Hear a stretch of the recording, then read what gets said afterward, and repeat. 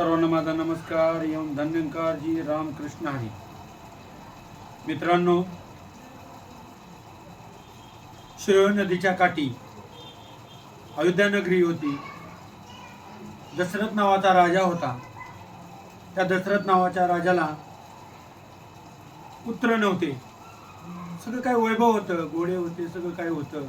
तो राजा दानशूर होता. तो रयतेचं रक्षण करणारा होता. पण त्याला पुत्ररत्न नसल्यामुळे तो दुःखी होता. राजा व्याकुळ व्हायचा. त्या महालामध्ये बालकाचा आवाज त्याच्या कानी कधी येईल असं त्याला वाटायचं. राजा एक दिवशी आपल्या वशिष्ठ ऋषीच्या आश्रमात गेला आणि वशिष्ठ ऋषींना दशरथ राजाने अरदास केली, विनंती केली, स्वामी, मला पुत्र रत्न कधी होईल? माझ्याकडे सगळं काय वैभव आहे. मी रयतेला सुद्धा सुखासमाधान ठेवतोय. रयतेमध्ये दुःखाचा लवलेश नाही, सगळा आनंद आहे. माझ्याकडे पाहिजे तेवढं वैभव पण आहे. सगळ्या गोष्टी माझ्याकडे असताना मी दुःखी का? मला पुत्ररत्न हवाय. त्यावेळेस वशिष्ठ ऋषी त्यांना सांगतात, नक्कीच तुम्हाला पुत्ररत्न होईल.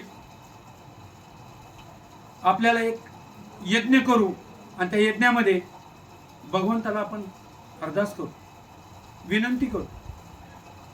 ठीक आहे. दशरथ राजाने यज्ञासाठी ऋषीमुनींना सगळ्यांना बोलवलं, यज्ञ केला. यज्ञामधून अग्निदेवता एक कलश घेऊन वर आले आणि ती कलश घेतला आणि दशरथ राजाच्या हातामध्ये दिला. आणि वशिष्ठ ऋषीने सांगितलं, हा कलशामधला जो प्रसाद आहे ती तिन्ही तुमच्या पटराणीला द्या. पहिली होती कौशल्या, दुसरी होती कैकेयी आणि तिसरी होती सुमित्रा. ह्या तिन्ही राणींना तो प्रसाद दिला. प्रसाद दिल्याच्या नंतर तिन्ही राणींना मुलं झाली. रामाचा जन्म झाला कौशल्याच्या पोटी. विष्णूचा अवतार आहे राम म्हणजे. कारण का रावणाने उत्मात केलेला होता. साधू ऋषीमुनींना तो तपश्चर्याला बसून देत नव्हता. त्यांनी सगळे देव बंदिस्त केले होते रावणाने. ब्रह्मदेवाने त्याला वरदान दिलेलं होतं. महादेवाचा निश्चिंत भक्त होता रावण. त्यामुळे तो गर्विष्ठ झाला होता आणि गर्विष्ठ झाल्यामुळे त्याने उत्मात मानला होता. आणि मग ही ऋषीमुनींना पण तपश्चर्या केली देवी देवताकडे.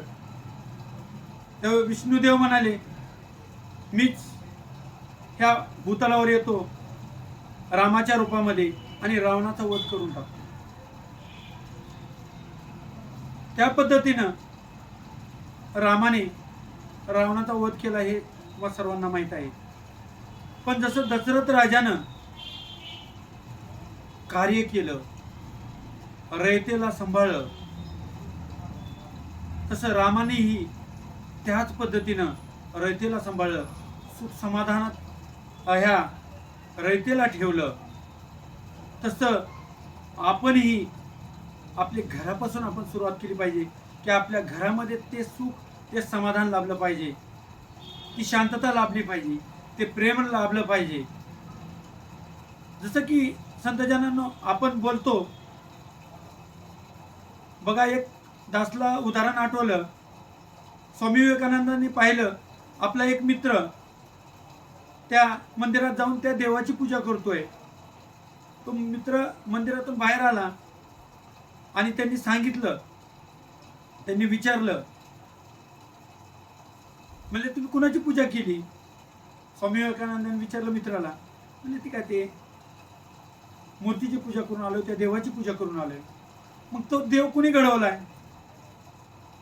ते म्हणजे माणसाने घडवलाय. मग माणसाची तेवढी मनोभावे पूजा केली तर देव प्राप्त व्हायला काहीच लागत नाही. आज दासला ह्या व्हिडिओमधून एवढंच बोलायचं आहे. दासचा जर व्हिडिओ आवडला असल्यास लाईक, फॉलो आणि सबस्क्राईब करा. सर्वांना माझा नमस्कार. एवं धन्यंकारजी. रामकृष्ण हरी.